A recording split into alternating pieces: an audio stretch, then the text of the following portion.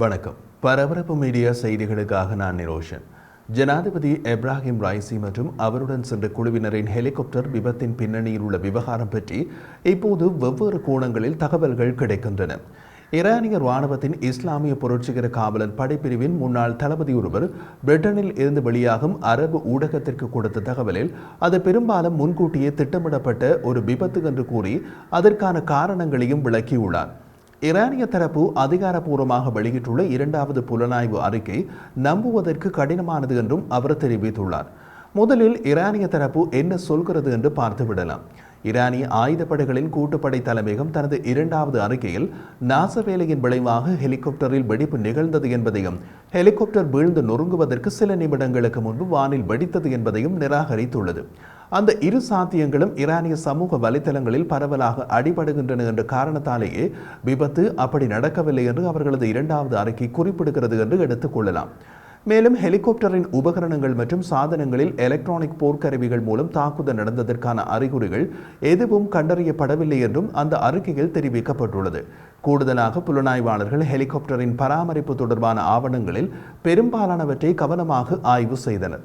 அதில் விபத்து பங்கு வகிக்கக்கூடிய எந்த தொழில்நுட்ப சிக்கலும் ஹெலிகாப்டரில் இல்லை என்று புலனாய்வு அறிக்கை மேலும் குறிப்பிடுகிறது. விபத்துக்கான அடுத்த சாத்தியம் ஹெலிகாப்டரில் ஏற்றப்பட்ட எடை அதிகமான காரணத்தால் ஹெலிகாப்டர் வீழ்ந்திருக்கலாம் என்ற கோணத்தில் செய்யப்பட்ட புலனாய்வின் போது ஹெலிகாப்டரின் அதிகபட்ச நிலையான சுமையின் அடிப்படையில் அது புறப்பட்ட இடத்திலும் விமான பாதை முழுவதிலும் அதிக சுமை ஏற்றப்பட்டதற்கான பதிவுகள் ஏதும் கிடையாது என்கிறது புலனாய்வு அறிக்கை. ஹெலிகாப்டரில் சுமந்து செல்லும் திறன் மற்றும் அனுமதிக்கப்பட்ட அதிகபட்ச எடை ஆகியவற்றின் அடிப்படையில் விபத்து நடந்த தினத்தில் ஹெலிகாப்டரின் சுமை வரம்புக்குள் இருப்பது கண்டறியப்பட்டது என்றும் அறிக்கை வெளிப்படுத்தியது. விமான குழுவினர் இடையே பதிவு செய்யப்பட்ட உரையாடல்கள் ஆய்வு செய்யப்பட்டன. சம்பவம் நடந்த நேரம் வரையிலும் பதிவான உரையாடல்களில் எந்த நேரத்திலும் அவசர அபாய அறிவிப்பு எதுவும் பதிவு செய்யப்படவில்லை என்றும் குறிப்பிடப்பட்டுள்ளது. விமானி பதிலளிப்பதை நிறுத்துவதற்கு முன் விமானிகளுடனான கடைசி தொடர்பு 69 வினாடிகள் நீடித்ததாகவும் பதிவு காட்டுகிறது. இராணுவ புலனாய்வாளர்கள் தகவல் தொடர்பு அமைப்பில் ஏதேனும் இடையூறு அல்லது ஹெலிகாப்டரில் அலைவரிசை குறுக்கீடுகளை நிராகரித்தனர். அப்படி எதுவும் பதிவாகவில்லை. விபத்துக்கு 69 வினாடிகள் முன்பு வரை குறிப்பிட்ட அதிர்வெண் அலைவரிசையில் விமானத்துடனான தொடர்பு சீராக பராமரிக்கப்பட்டது என்பதை புலனாய்வாளர்கள் குறிப்பிட்டுள்ளனர். ஜனாதிபதியின் ஹெலிகாப்டருக்கு எதிராக சைபர் தாக்குதல் நடத்தப்பட்டதற்கான அறிகுறிகள் எதுவும் இல்லை என்று அந்த அறிக்கையில் மேலும் தெரிவிக்கப்பட்டுள்ளது.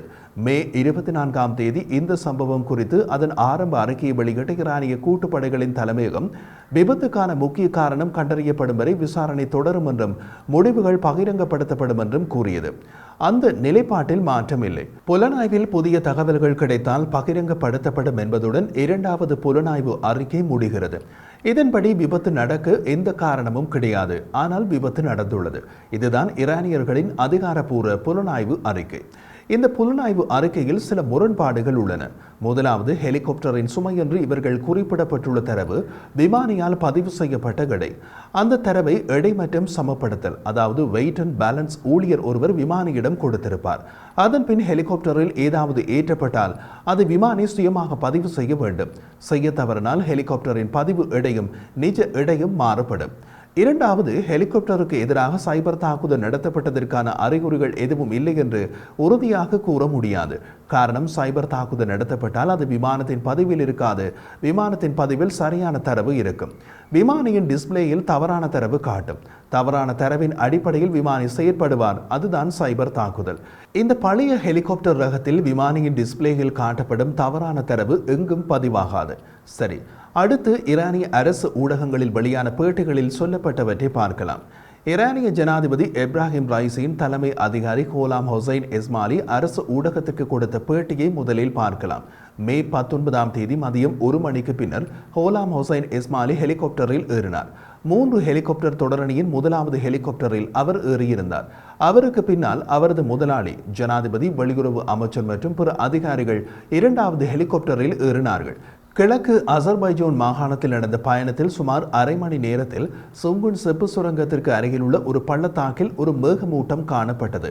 3 ஹெலிகாப்டர் தொடரணி மேகமூட்டத்திற்கு சற்று கீழே உயரத்தில் பயணித்ததாக இஸ்மாயிலி நினைவு கூர்ந்தார். இஸ்மாயிலியின் கூற்றுப்படி ஜனாதிபதியின் ஹெலிகாப்டரின் விமானி களத்தளபதியாக மற்ற 2 ஹெலிகாப்டர்களின் விமானிகளை மேகங்களுக்கு மேலே பறக்க அறிவுறுத்தினார். ரைசியின் ஹெலிகாப்டர் நடுவில் இருந்தது. 30 வினாடிகள் மேகங்களுக்கு மேலே வான்பாதையில் பறந்த பின்னர் நடு ஹெலிகாப்டரை காணவில்லை என்பதை எங்கள் விமானி உணர்ந்தார் என்று இஸ்மாயிலி அரசு தொலைக்காட்சிக்கு அளித்த பேட்டியில் கூறினார். ரைசியின் விமானியுடனான கடைசி தொடர்பு 1.5 நிமிடங்களுக்கு முன்பு இருந்தது. அரசாங்கத்தின் செய்தி தொடர்பாளர் அலி பஹடோரி ஜரோமியின் கூற்றுப்படி ஜனாதிபதியின் ஹெலிகாப்டர் மேகத்திற்கு மேலே செல்லவில்லை. அதாவது மற்ற 2 ஹெலிகாப்டர்களை மேகத்திற்கு மேலே பறக்க உத்தரவிட்ட ஜனாதிபதியின் ஹெலிகாப்டர் விமானி தன்னுடைய ஹெலிகாப்டரை மேகத்துக்கு மேலே கொண்டு போகவில்லை. அது ஏன்? மற்ற விமானிகளுக்கு சந்தேகம் ஏற்படவில்லையா? ஜனாதிபதியின் ஹெலிகாப்டரை காணவில்லை என்று தெரிந்தபின் இஸ்மாயிலியின் ஹெலிகாப்டர் அந்த பகுதியை 10 நிமிடம் வட்டமிட்டது. ஆனால் காணாமல் போன ஹெலிகாப்டரின் எந்த தடயமும் கிடைக்கவில்லை. மதியம் 1:50 மணிக்கு அது சுங்குன் தாமிர சுரங்கத்தின் அருகிலுள்ள இடத்தில் தரையிறங்கியது. அவர்கள் விமானியை அழைத்ததாகவும் ஆனால் மூத்த மதகுருவான மொஹாமட் அலி ஆலே ஹாஷிம் தான் தொலைபேசிக்கு பதிலளித்ததாகவும் இஸ்மாயிலி கூறினார். விமானியின் செல்போன் மதகுருவின் கைகளுக்கு போனது எப்படி? இஸ்மாயிலியின் கூற்றுப்படி மதகுரு ஆலே ஹாஷிம் நான் எங்கே இருக்கிறேன் என்று எனக்கு தெரியவில்லை, யாரையும் பார்க்க முடியாது, எனக்கு உடல்நிலை சரியில்லை என்று கூறினார். ஹெலிகாப்டர் தரையில் மோதியவுடன் வெடித்து எரிந்தது என்கிறது ஈரானிய ராணுவம். வெடித்து எரிந்த ஹெலிகாப்டரில் இருந்து மதகுரு விமானியின் செல்போனுடன் வெளியேறி அதில் பேச முடிந்தது என்கிறார்கள். மதகுரு ஆலே ஹஷீம் சுமார் 3 முதல் 4 மணி நேரம் அழைப்புகளுக்கு பதிலளித்தார் என்றும் இஸ்மாயிலி கூறினார். இதுவும் நம்பக்கூடிய விதத்தில் இல்லை.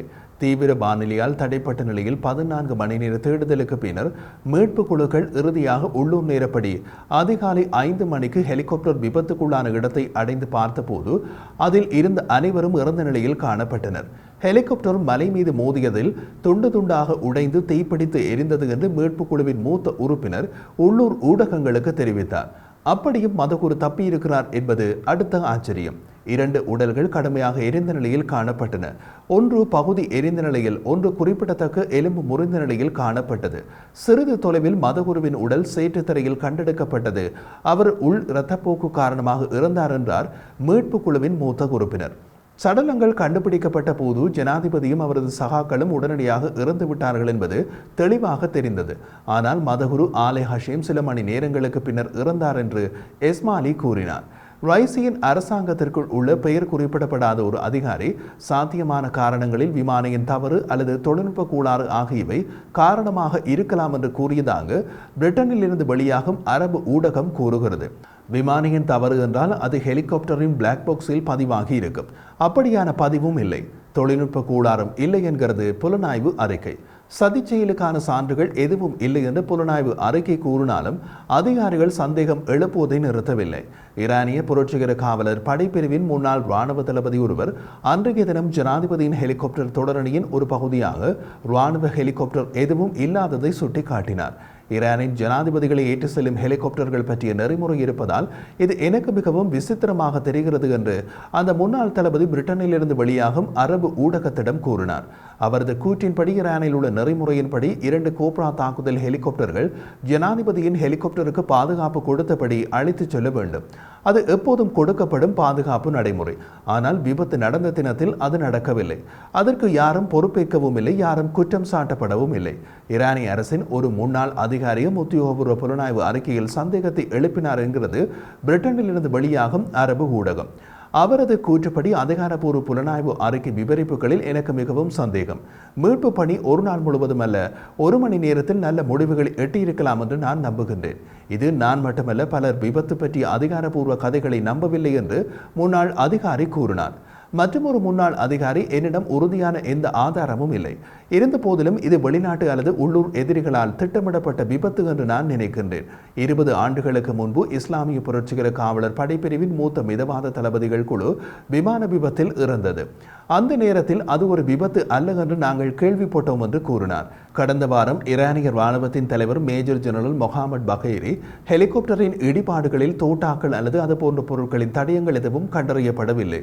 ஹெலிகாப்டர் ஹெலிகாப்டரின் விமானிக்கும் கண்காணிப்பு கோபுரத்திற்கும் இடையே நடந்த உரையாடல் பரிமாற்றத்தில் சந்தேகத்திற்கிடமான எதுவும் கண்டறியப்படவில்லை. சரிபார்க்கப்படாத மற்றும் ஊகமான கருத்துக்களுக்கு குறிப்பாக வெளிநாட்டு ஊடகங்களால் வெளியிடப்படும் தகவல்களில் கவனம் செலுத்த வேண்டாம் என்று ஈரானிய மக்களுக்கு அறிக்கை அழைப்பு விடுத்துள்ளது. ஆனால் ஈரானின் உள்ளூர் ஊடகங்களும் உத்தியோகபூர்வ கதை தொடர்பான பரவலான சந்தேகங்களை எழுப்பியுள்ளன. மே 23ஆம் தேதி வெளியிடப்பட்ட ஒரு கட்டுரையில் டெஹ்ரானை தளமாக கொண்டு மிதமான மற்றும் பழமையான செய்தித்தாளான ஜோம்ஹூரி இஸ்லாமி ஹெலிகாப்டர் விபத்திற்கு வானிலை காரணமாக இருக்கலாம் என்று ஆரம்பத்தில் நம்பப்பட்டது. ஆனால் இப்போது அனைவரின் மனங்களிலும் சம்பவம் பற்றிய பலமான சந்தேகங்கள் என்று குறிப்பிடப்பட்டுள்ளது. இது சதித்திட்டத்தின் ஒரு பகுதி என்றும் அந்த ஈரானிய செய்தித்தாள் எழுதியது. விபத்து நடந்த இடம் ஈரான் அசர்பைஜான் எல்லைக்கு அருகில் என்று சுட்டிக்காட்டிய ஜோம்கூரி இஸ்லாமி செய்தித்தாள், அசர்பைஜான் எல்லையில் இஸ்ரேலிய ராணுவம், உளவுத்துறை மற்றும் தகவல் தொடர்பு வசதிகள் இருப்பது அனைவருக்கும் தெரியும். ரைசியின் ஹெலிகாப்டர் விபத்தில் இஸ்ரேலிய உளவுத்துறையின் தொடர்புக்கான சாத்தியத்தை அது எழுப்புகிறது என்று குறிப்பிட்டுள்ளது. ஹெலிகாப்டர் முதலில் வானில் வெடித்தது, பின்னர் விபத்துக்குள்ளானது என்ற தொழில்நுட்ப வல்லுநர்களின் கருத்துக்களை மேற்கோள் காட்டுகிறது அந்த செய்தித்தாள். இந்த ஹெலிகாப்டர் விபத்தில் வெளிப்புற அல்லது உள்நாட்டு தொடர்பு இருக்கலாம். ஹெலிகாப்டர் அதன் ரேடார் மற்றும் வழிச்செலுத்தல் கருவிகளின் சீர்குலைவு மற்றும் செயலிழப்பு மூலம் நாசப்படுத்தப்பட்டிருக்கக்கூடிய மூன்றாவது சாத்தியத்தை ஈரானிய செய்தித்தாள் முன்வைத்தது. ஒரு ஈரானிய விமான போக்குவரத்து நிபுணர், ஈரானில் ஜனாதிபதி பயணிக்கும் ஹெலிகாப்டர்கள் இராணுவத்தால் கண்காணிக்கப்படுகின்றன. எனவே சிவிலியன் விமானங்கள் பறக்க அனுமதி பெறுவதற்கு சந்திக்க வேண்டிய விதிமுறைகளை விட வேறுபட்ட மிக கடுமையான மற்றும் தரமான நடைமுறைகள் கடைபிடிக்கப்படுகின்றன என்றார். அந்த விமான போக்குவரத்து நிபுணர் மேலும் தெரிவித்த போது, பொதுவாக ஒரு விமானம் பாதுகாப்பாக பறக்க அது தொழில்நுட்ப மற்றும் செயல்பாட்டு தரங்கள் பூர்த்தி செய்யப்பட வேண்டும். மற்றும் ஒரு முக்கியமான காரணி மனித வளம். இயற்கையாகவே விமானம் தொழில்நுட்ப ரீதியாக புதுப்பித்த நிலையில் மற்றும் பறக்க அங்கீகரிக்கப்பட்ட நிலையில் இருந்தால் எந்த பிரச்சனையும் எழாது. இவற்றில் ஏதேனும் குறைபாடு இருந்தால் விபத்துக்கள் ஏற்படும் என்றார். ஈரான் மீதான சர்வதேச தடைகள் நாட்டில் பயன்படுத்தப்படும் ஹெலிகாப்டர்கள் மற்றும் விமானங்களின் தரத்தை பாதித்துள்ளது. பொருளாதார தடைகள் இயற்கையாகவே புதிய ஹெலிகாப்டர்கள் மற்றும் விமானங்களை பயன்படுத்துவதை தடுக்கின்றன. பழைய விமானங்கள் என்று வரும்போது தடைகள் காரணமாக உதிரி பாகங்களை பெறுவதில் சிக்கல் ஏற்பட்டுள்ளது. அது சிவிலியன் விமானங்களுக்கு பொருந்தும். ஆனால் ஜனாதிபதியின் ஹெலிகாப்டர்கள் இராணுவத்தால் பராமரிக்கப்படுவதால் ஏதோ ஒரு விதத்தில் அவர்களுக்கு அசல் உதிரி பாகங்கள் கிடைக்கின்றன. அதனால் இது தொழில்நுட்ப கோளாறு அல்ல, வேறு ஏதோ விவகாரம் என்றார்.